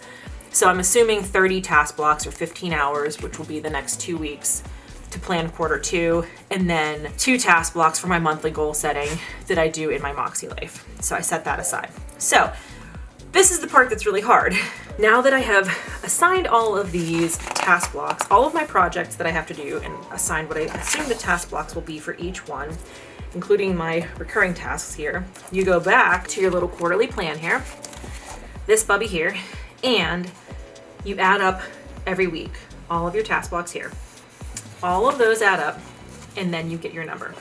So I started with 798 task blocks. So this is where the math starts to come into play. And this is where the math typically does not math for most people. I think for most of us, the math does not math at first. So I added up all of the time blocks that I had thought, which were 54, 184, and 653. And that came to 927. And then and plus this 36. And then you do this little math equation here and you find out that you're 129 task blocks over. Okay, so could this be why I'm making a plan every month or every quarter and I'm never getting to finish it? I mean, I think it could be. Pretty good guess. So then you have to start the process of cutting things down. That's where I came into these purple things here, where I was like, okay, husband can do that. This is getting moved. This is getting moved. And then I was like, maybe instead of dedicating 360 task blocks to my morning routine, I'm going to only give myself 298. I'm going to try to cut back some of the photos that I'm doing. Like you make your little cuts there, and then you can go back in too and see like, well, was I being a little over cautious with my task blocks? Like, could I have given myself a little bit extra? And that's when I went in and I put these pluses that I was like, okay, I think actually this day I probably could do a few more. So I did add a little bit in. So after some like configuring, I came up with a total of 825 task blocks that were available. And then I had to make my cuts to get down to 825 instead of 927. So in the end, I ended up with 48 task blocks for goal 1, 176 for goal 2, and 565 for goal 3, plus my recurring tasks of 36, and that brought me to the magic number of 825. This took a lot longer than I thought it would. It was kind of difficult to figure out where I was going to cut and where I was going to make adjustments, but when I finished these pages, I feel like I had this relief of like, oh my gosh, I see my whole plan. Like I see my entire plan in front of me and I can do this.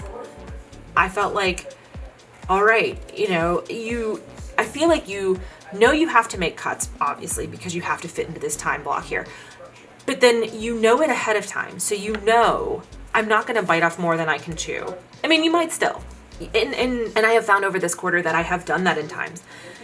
But you're much closer to where you would be. And for me personally, I looked at it like, well, I'm not gonna be, you know, I had a tendency previously to look at things and be like, I wanna do all the things in the next 3 months. I want it all to be done. It's not realistic. And this helped me be like, well, I'm definitely not gonna get everything I want done, but maybe I will make better progress on some of the things. Maybe I won't this time feel overwhelmed. Maybe I won't just get in over my head and have to quit and not do anything. Maybe I won't look at it all and say, I can't choose which thing I'm going to do, so I'm doing none of them. That's how I looked at it. This was like the moment when I was like, oh my God, wait a minute. I have a goal, I have things I wanna do, and I like figured out what it's gonna take for me to do them. So, I don't know, every step through this, I feel like was a light bulb. And this one was the big one. It was like, whoa, okay. No wonder I'm never accomplishing my goals. I'm always putting more on my plate than I have the time and capacity to do. And so this was the first time that I was like, okay, let's be more reasonable. So then the next pages are your goals and breaking down your project into how many task blocks for each project. You can assign dates, you can assign notes. So for example, for my first goal, which was about tidying and decluttering, I put down the things that were on my list here, put them into here, and then I assigned them dates. Like, okay, I know I'm off this day, so I'm going to spend this many task blocks working on this part. This one was decluttering and organizing my washi, and my mom will always like offer to come help me clean and tidy and whatever I need. And I was like, I don't know if she could help me with like the sorting parts, I don't think she could help me with decluttering my drawers and like cleaning my drawers out. I don't think she could help me with sorting my scrapbooking supplies and my ephemera, but she could definitely help me take all my washi tape out of the boxes, sort them by color, and put them back in boxes. So we did that. We had like an afternoon where we just sat down and did all of that. There's a vlog about it. It was a lot of fun, and my washi tape is in much better shape now. I feel much more organized about that. But you can find places where, do you have somebody, a friend that you could help that could body double you, if nothing else, even if they just hang out while you're doing it and body double you, like, or is there somebody who can take something off your plate? Do you have a partner or a spouse or a roommate or a friend who could help you with something? Like, this is where you can go through and say, this is gonna take me this much time and I'm gonna have somebody help me with it. So I kind of set out dates in here, and then I put them all so they were here and better. Like, this is your like overview page, and this is your break it down. So this is when I'm actually gonna do these things. You can put a start date and an end date. You may not know. So I put my start date, the first day I was gonna have time to actually work on this, on sorting my ephemera and scrapbooking, was 1/24. That was the day that we did the washi tape also. I knew we were gonna have a big cleaning day, so I knew I was gonna start that. When is it gonna be done? I don't know, I'm still not done with that. It's March 12th and I still am not done with that. So you may not know your end date. You may not know your start date, but if you know them, you can put them in here. And as the month goes on and the quarter goes on, you can always come back and update those. So I broke things down. This is where I put my notes in when I was starting to work. I was estimating how many task blocks per week for my different videos. And I didn't put a start date and end date here because I'm doing this every week. So something that I'm doing weekly, but it helped me to have it in here as something that I cross off as I see on a list and then cross off on a list. Having that in here really helped me. So it didn't have a start or end date. It's a weekly thing that I do. And then once I learned more about my process, I'm like, okay, now we need to know. So broke down the 3 goals like this. The goal 3 for my creative stuff, again, this one was a more nebulous goal that I set. I think I'm gonna try to be more specific with it going into quarter 2 now that I have learned more things, but I didn't fill out as much with this one. The next thing that I did was, instead of doing a KanBan, this is where you would set up a KanBan board. If you have seen the KanBan boards online, you know what they look like. So you have your to do, your doing, and your done. And so with the KanBan boards, what people do is they take these little sticky notes, like this kind of size of sticky note. So you would write all of your tasks on those sticky notes, every single task that makes up your project, and then you put them on your board. And then as you do them, you move them down the board. So you're in process and then you're done with them. And the goal is to have as many come from the to do part into the done part. For me, that stressed me out a lot, and I ended up watching Sarah and Cindy's videos on using Notion and I started a Notion, and I used Notion to do my planning. I'm going to try to show a video of how I do my Notion, just like really briefly. It's on my computer, so I don't know how to take a good video of it without it having a weird glare and everything. But I, instead of using a Kanban board, which kind of stressed me out to, number one, try to find a space to put it up, because it is kind of a big thing. And number two, to have all the sticky notes and have something like impermanent like that. I don't know. I like having the records of everything. So I like my Notion because I can just file away, but I can still go back and look and like see everything that I've done. I don't know. I was very nervous. One of the reasons I was hesitant to do HB90 was because I saw everybody's Kanban boards and I was like, well, that's nice for them, but I don't think it'll work for me. You have other options. So you can do a Notion Kanban board style. That's what I did. You don't have to have the space on your wall taken up, and you don't have, there was nowhere that I could put it, that I could easily reach it and have it in sight and have it be like usable day to day. So I ended up not doing that, and it worked fine. My method worked just totally fine. You can do a digital Notion Kanban board instead of a physical one. So this is the part where you would set that up. So just very briefly, I'm not going to go into how to set this up and everything. I followed Sarah's video basically like step by step the way that she did it. I will link Sarah and Cindy's videos both below in the description. But when you set up this is like my home page for my Notion. And then in here, I have my current, so it's HB90, it's my Q1 in this little section. So I can see these are the things I've assigned for this week, but I can also see if I go over here, open this is my master list. So this is what would have been my Kanban board, okay? Instead of doing the little sticky notes and making the Kanban board, I assigned here with my same colors, orange for decluttering and tidying, pink for my YouTube, and blue for my creative stuff, which is at the bottom here. I have it sorted right now. You can sort this different ways. So I have this sorted by the goals. Now you can see up at the top here. So these are my goals. So the blue is my creative goal. Projects are here. And then the tasks that are part of that project. So my annual setup for my bullet journal was all of this. And then the tasks are each one of these. So this was how I set it up. So we'll go up to the top here because well, actually, let's look at the plan with me because that's a little bit easier to see here. So for my YouTube ones, I have for each one, okay, so the first thing I do is I select, and my kit that I'm going to use, I print and cut it if I need to. Then I film my plan with me, then I edit my plan with me, and then I do my plan with me. That's thumbnails, TNL, description, and post. So I have 1, 2, 3, 4 steps for each plan with me. For the vlogs, I'll have 3 steps because I don't have the filming as one of the steps. But so I did this this is going to be the first week. And I put in, the first week was my number 145 because I number them from the time I started my channel. And then I just copied that for each week, 13 weeks. So that's why this thing is so long. It's got all of that in there. All of my planner videos, all of my plan with me's, and all of my vlogs. So then what I like about the digital version is, number one, I can save this page. So when I make my quarter 2, it's going to be over here, a new page. So I'll have this page that I can always go back to and be like, oh, what did I do that quarter? I'll still have it, as opposed to if I did the sticky notes.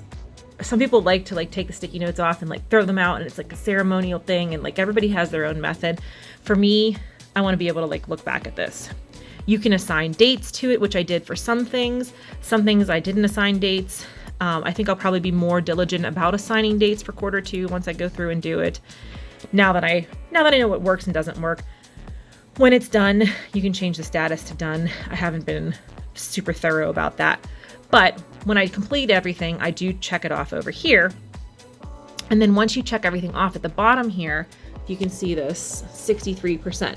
So, okay, so we have 2 more weeks left in the quarter, and I'm at 63% of my tasks are checked off. That may not seem like a lot, but for someone who has always had an issue following through and completing tasks, 63% of a list of projects that is this long, like that's pretty freaking good. And there'll be more done for sure, because I'm gonna be doing, these different plan with me's.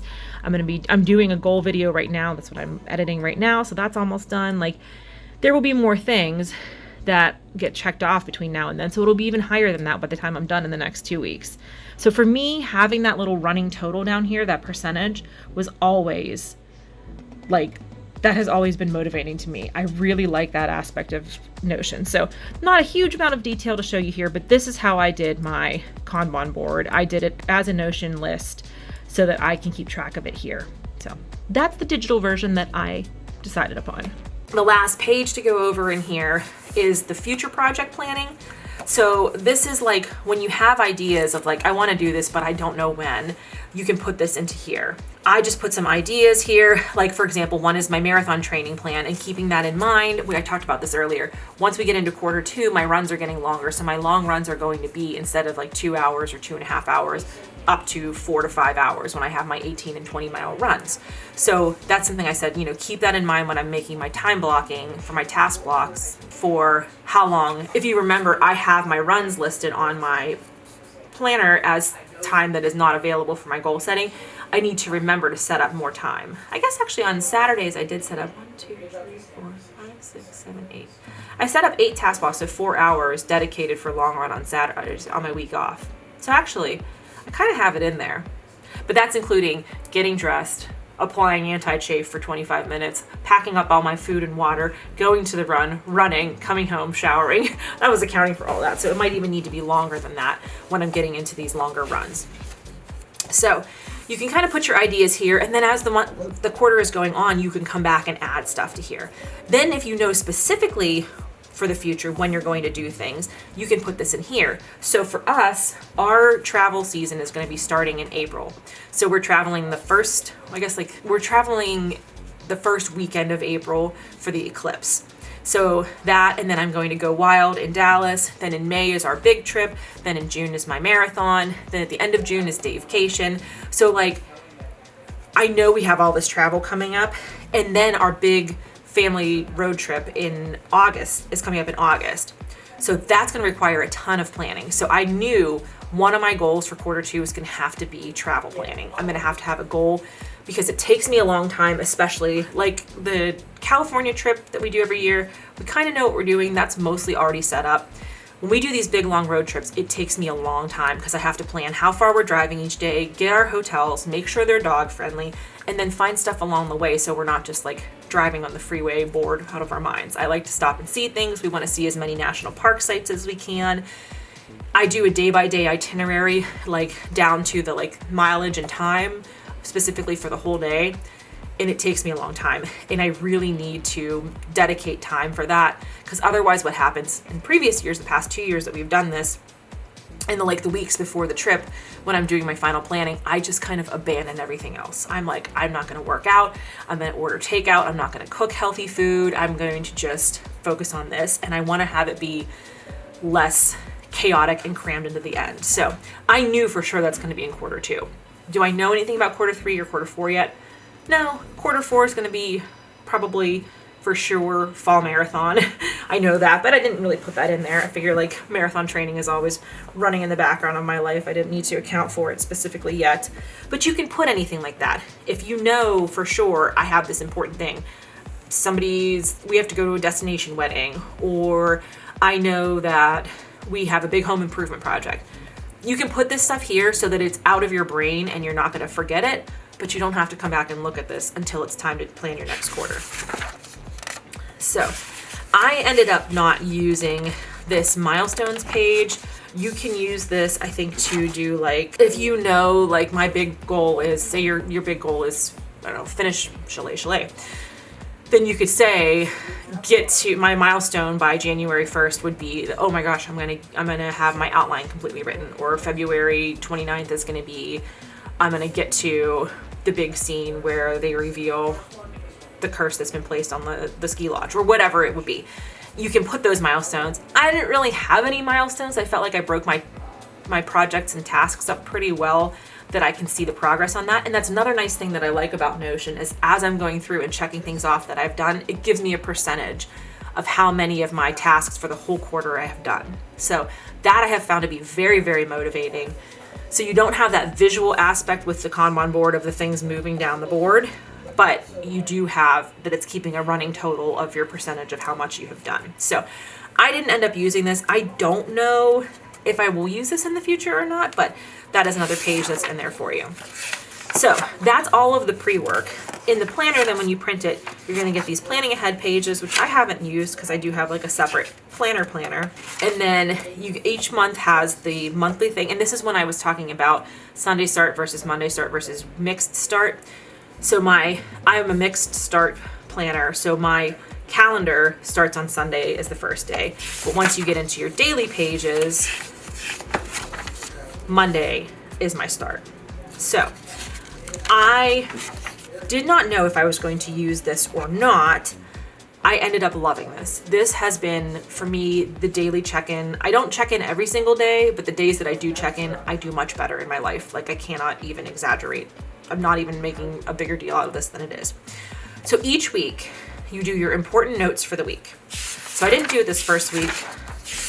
So I'll show you the first week that I started doing it. As I said, the first week of January, I was still finishing up doing my pre-work, doing all of my prep work and going through the boot camp course.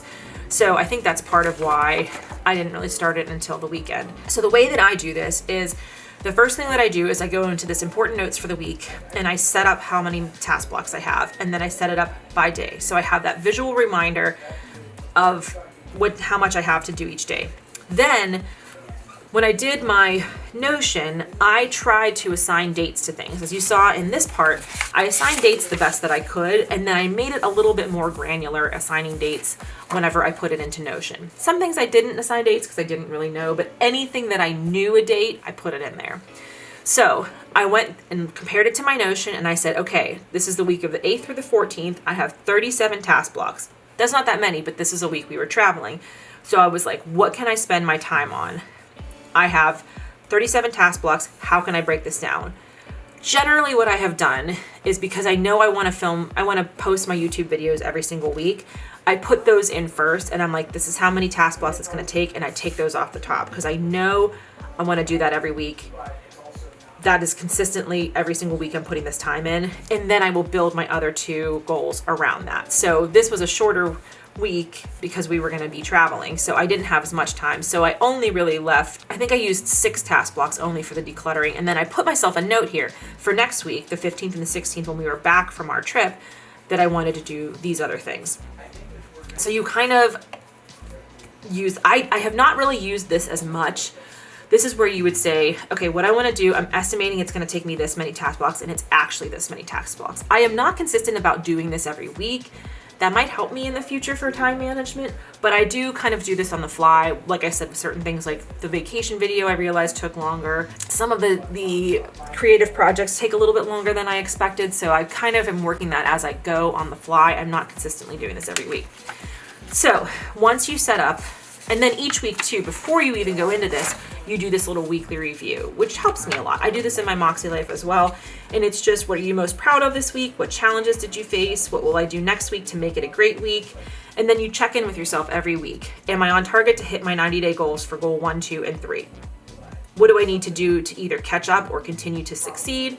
What deadlines do I have coming up? And so I use that part to be like things that are not related to my goals generally. Like this week I had my dance performance that I had to do, or I have a work meeting, or I have something that I have to do that is not, when we had our wine night, I put that in here because it's not related to my goals, but it's something that I have to account for time-wise on my schedule.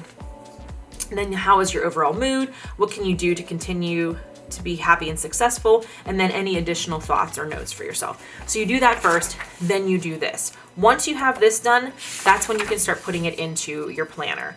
And this has been the thing that has helped me with my time management so much.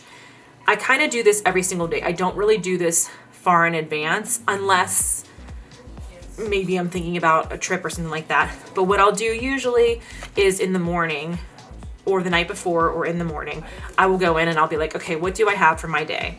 And I will space my day out according to task blocks, according to things that are going to be taking up time, like example, putting in work here. And that kind of breaks my goals down daily. Now, what the nice thing is about doing this day to day, let's look at a different week here.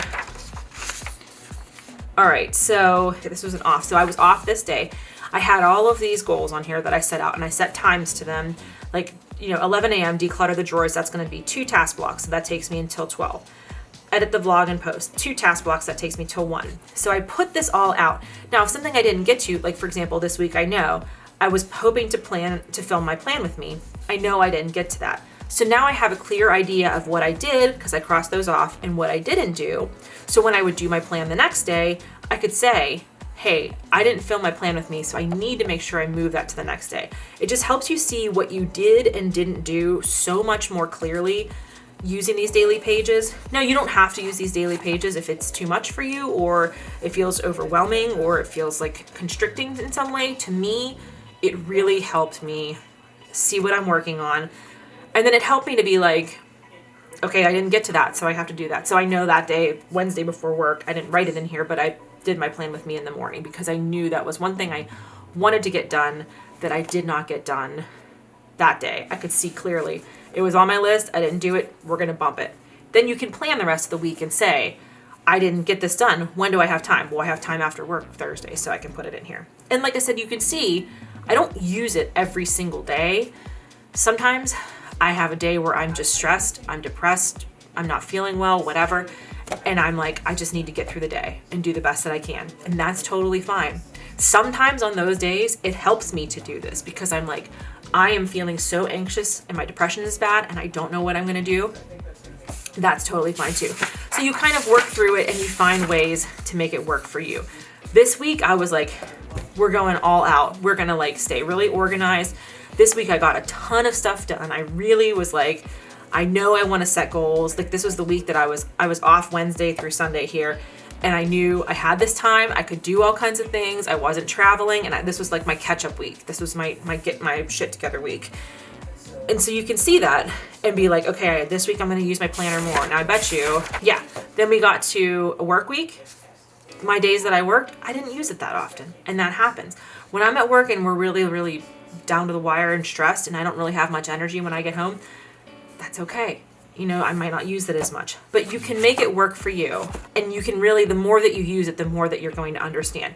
I keep making sure that I use my colors too. So like if I see pink on here, I know that that means I'm working on my YouTube. If I see orange, I know that I'm working on tidying and decluttering. I tend to use green and brown usually for things that are not part of my goals. Sometimes I'll be like, green is for work or brown is for work, and then I'll use another color for obligations that are not related to work. You can, there's no way you have to do it or need to do it. So, but anyway, so this has been how I've been doing my planner, how I've been using the HB90 system. I cannot recommend it enough. It has really revolutionized for me the way that I do my planning, the way that I do my time management. It has given me such a clearer mind, and it has taken this chaos of thoughts that are always this way in my brain and made them like, okay, let's put them in a line, let's quiet the noise, and let's actually like work on things. So, am I perfect? No. When I do my review for quarter two, I'm gonna show you the things that I didn't achieve. There are plenty of things on there that I did not get to, that I'm not going to get to in the next 2 weeks, and that's okay. I learned things about how long stuff took me. I learned things about maybe I didn't want to work on this goal as much as I thought, or I learned I'm not setting enough time aside for this goal and I need to set more time aside for it next time. And that's like the beauty of it, is then I go, okay, we reevaluate. I like to do annual goals and to like look at my year big picture, but looking at this and knowing that every 90 days I can make an adjustment is like, whoa. I mean, you can adjust as the month goes on. We ended up adding, when we had our new curtains, we ended up getting a type of curtain that meant that we had to repaint the molding around the window. So I had to add task blocks in for here and make time for that. Like, you make adjustments as you go. You learn that as you're working through your plan. So the enrollment, like I said, is up until Sunday when the course starts. And I really, really recommend taking the boot camp. Once you're in it for life, so you can redo it for free after that initial time, however many times you want to. I'm going to go through some of it for sure again. I'm definitely going to be using the quarter two planner, which I downloaded, and I think I fixed my printer finally this morning, so I think I can finally print it. But I highly recommend it. Definitely watch Sarah's videos about this. Cindy Gunter-Baldo also does videos about this. Watch her videos if you need more encouragement. Once you're in a Facebook group. When you start, you'll be in a Facebook group with just people doing it for the first time, so everybody's on the same page. Everybody's starting this brand new. And then once you complete it, then you're in the alumni group, and so you're with people who have done it year after year. So that was how I was able to check in and be like, hey, I'm doing my second quarter for the first time.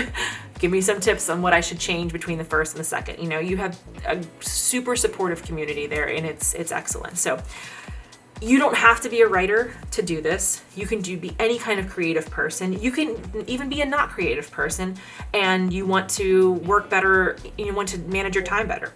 That's fine. You can do this for fitness goals. You can do this for healthy eating goals. You can do creative projects. You could do this for gardening. I mean, you can use this, you can apply this system to any kind of goals that you want to set, and it will help you get a clear picture of what you want, get a better idea of how long it's going to take you, and actually help you go through the steps to make those things happen. So all the links will be below in the description box. Sign up by Sunday if you want to be part of the quarter 2. And yeah, if you have any questions, I will do my best to answer them. As a person with ADHD, I was scared of this. I was terrified for a long time until I started getting treatment for my ADHD. I didn't even feel like I had goals. I felt like I was just treading water or just trying to swim upstream constantly and do the best that I can day to day to get through each day. And I was worried that this was going to overwhelm me. And it has, for me personally at least, it has done the opposite. It has made me feel like I have a better handle on my life and on my time management and on the things that I want to achieve and accomplish. So thank you so much for watching. I know this video was so very long, but I appreciate you sticking with it. And I hope that you can get into this group and find this planner to be as helpful as I found it. So thanks so much for watching. Please subscribe if you are new here. And as always, my friends, take care of yourselves and take care of each other. And remember that Richard thinks you're worth it. And so do I. We believe in you. Okay, I'll see you in my next video.